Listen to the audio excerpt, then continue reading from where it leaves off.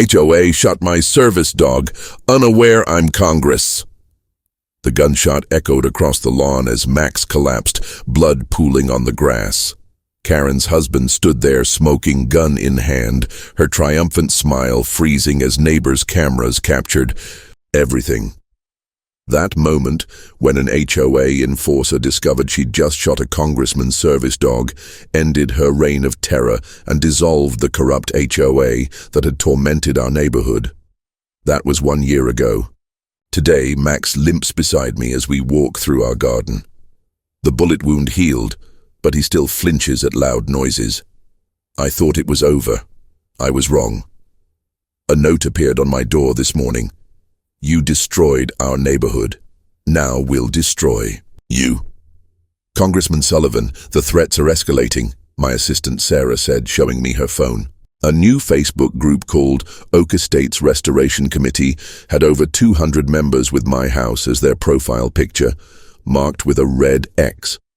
Then my phone buzzed with a text from Mrs. Jackson, my elderly neighbor who warned me the first time. Karen's back. She's running for city council to reinstate the HOA with expanded powers. First campaign meeting tonight. I looked at Max. Our war isn't over, buddy. It's just beginning. That evening, I parked a block away from the community center. Stay close, I whispered to Max as we slipped in the back. The room was packed, familiar faces from the old HOA mixed with strangers in matching red Restore H.O.A. States t-shirts. Karen stood at the podium, almost unrecognizable. Gone was the screeching HOA enforcer. This Karen wore a tailored pantsuit, spoke with practiced calm, and gestured like a seasoned politician. H.O.A. States was once the crown jewel of this county, she said. Then special interests and political elites dismantled our protections. Property values have plummeted. Crime is up. Our community is being destroyed. None of it was true. Our neighborhood was thriving since the HOA dissolved. But the crowd nodded along, anger building with each lie. And the architect of our destruction? Karen clicked to a slide showing my house. Congressman James Sullivan, who used his political connections to override our democratically elected homeowners association. A man stood up. My daughter can't sell her house now, value's down 30%. Another shouted, my car was broken into last month. Never happened before the HOA dissolved. I felt Max tense beside me. He sensed my anxiety as I recorded everything on my phone.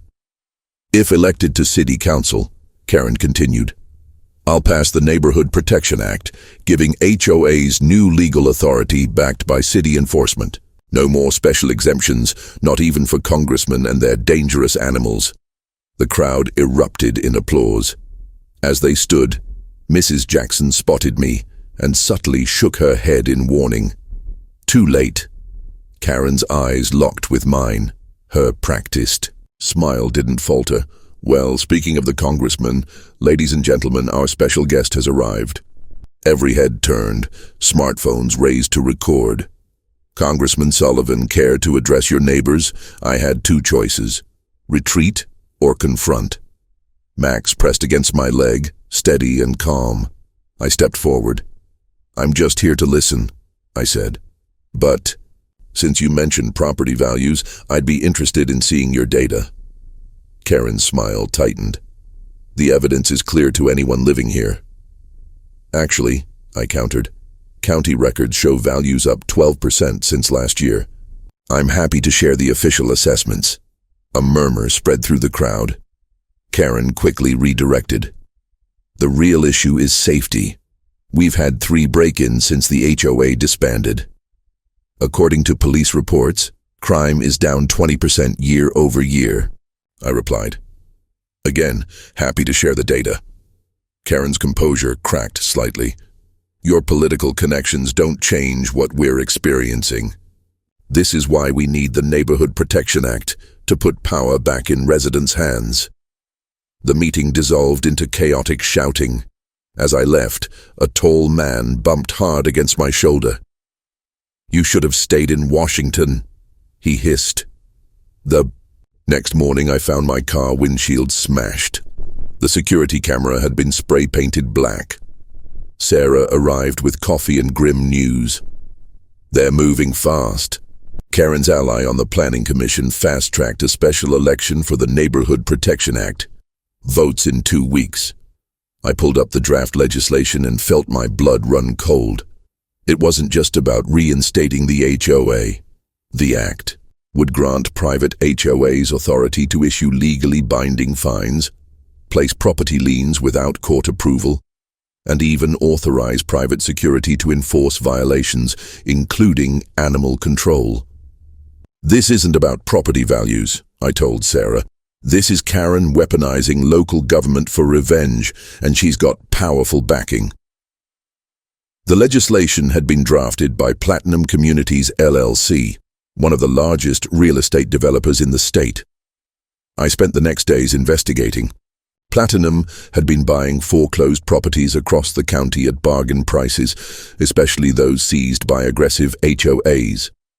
If Karen's act passed, they'd have a legal mechanism to force out homeowners who couldn't afford mounting fines. My doorbell rang late that night. Mrs. Jackson stood trembling on my porch. They came to my house, she whispered, offered to buy it for half its value. When I refused, they said the new HOA would find my garden problematic and the fines would force me out eventually. The next day, campaign signs for Karen appeared all over the neighborhood. My attempts to organize opposition were met with suspicion. My yard signs disappeared. My online posts were flooded with personal attacks. Then came the video. A heavily edited clip of Max from my security footage barking at a delivery truck, cut together with footage of aggressive dog attacks from the internet. It went viral locally with the caption, "The Congressman's service dog, still a danger to our community." I'd had enough. Max and I drove to the headquarters of Platinum Communities LLC. The receptionist at Platinum Communities recognized me immediately. "Mr. Sullivan, no one is available to meet without an appointment." I smiled politely. "Please tell Mr. Vance that Congressman Sullivan is here regarding the Neighborhood Protection Act. I'm happy to wait." 20 minutes later, I was escorted to a corner office with floor-to-ceiling windows. Robert Vance, silver-haired and expensively dressed, greeted me with practiced warmth. "Congressman, what a surprise. I've long admired your work on the Housing Committee. Then you know I have oversight on federal housing grants, including the ones your company has received." His smile faltered. "I assume this is about Oak Estates. A simple local matter hardly worth your attention. A local matter funded by your company, the same company that's bought 47 properties in the last year from HOA foreclosures, properties sold at about 40% below market value." Vance's demeanor chilled. "Everything we do is legal." "Is it? Because I've been reviewing the financing behind these HOAs. Interesting how they all received management training from shell companies that trace back to Platinum." He leaned forward. "You should be careful, Congressman. Your term ends next year. Powerful people are watching how you handle this situation. Are you threatening a federal official?" "Just offering perspective. Your dog incident made for compelling TV, but do you really want to stake your career on a neighborhood squabble? We have friends in both parties." As I left, my phone buzzed with texts from Sarah. "Emergency HOA meeting called for tonight.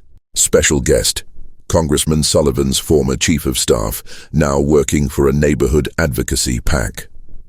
I arrived home to find Max barking frantically at the back door.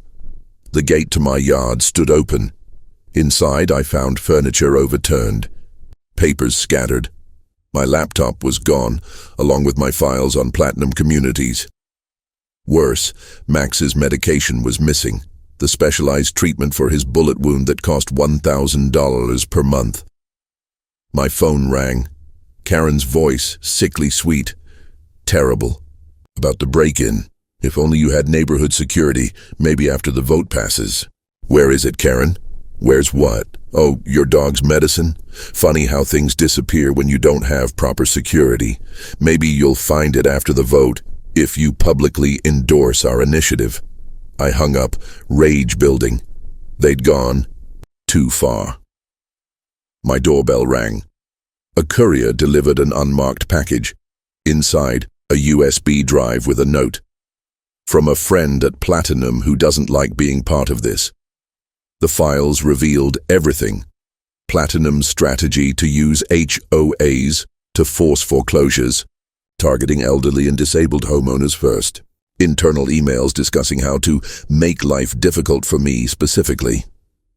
And most damning, coordination between Platinum, Karen, and 3 city council members, including kickbacks and illegal campaign contributions.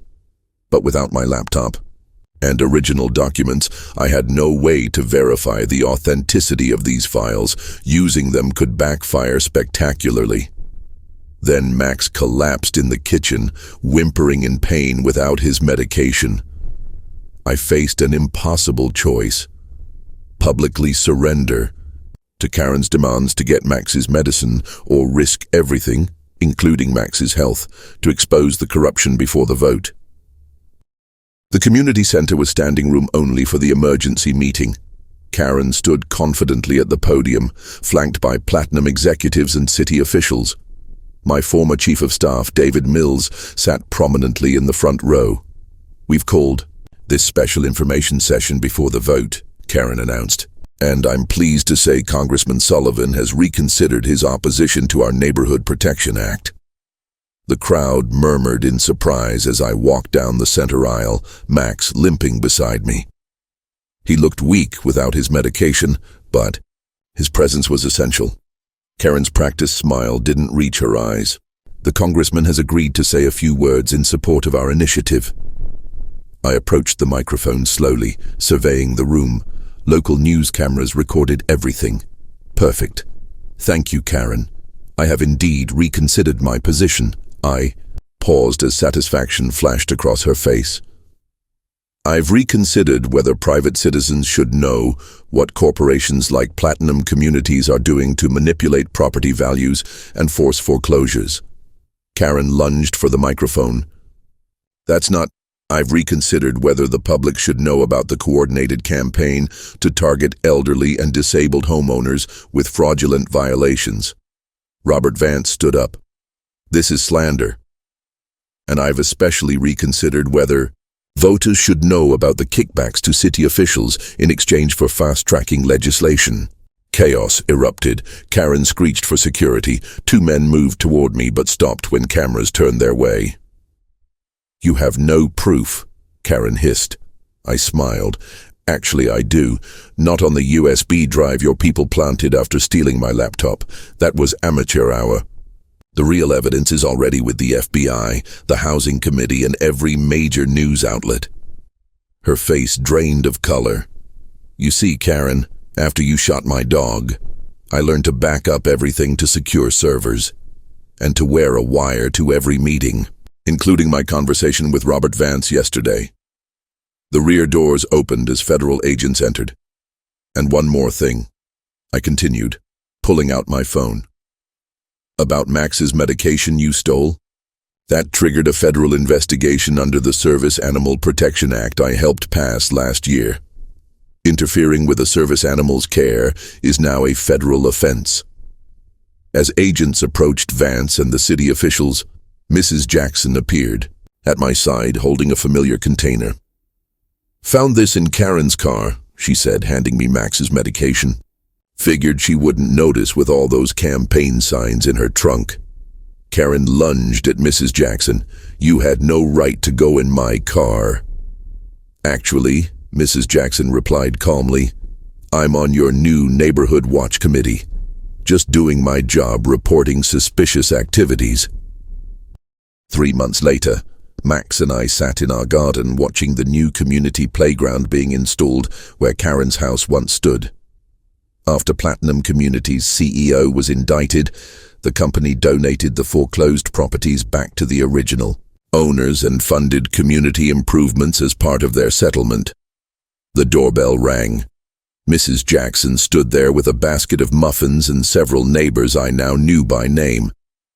"The Community Garden Committee meeting still on for today?" she asked with a smile. As we gathered around my patio table, discussing plans for a neighborhood farmers market, my phone buzzed with news alerts. Governor signs H.O.A. Reform Act, named after service dog Max. The legislation, born from our neighborhood's struggle, created new protections against H.O.A. overreach nationwide and strengthened service animal protections. Max dozed peacefully in the sun, his limp less noticeable now. The war wasn't just over. We'd changed the battlefield entirely. Sometimes it takes a corrupt H.O.A. shooting a congressman's dog to create real change.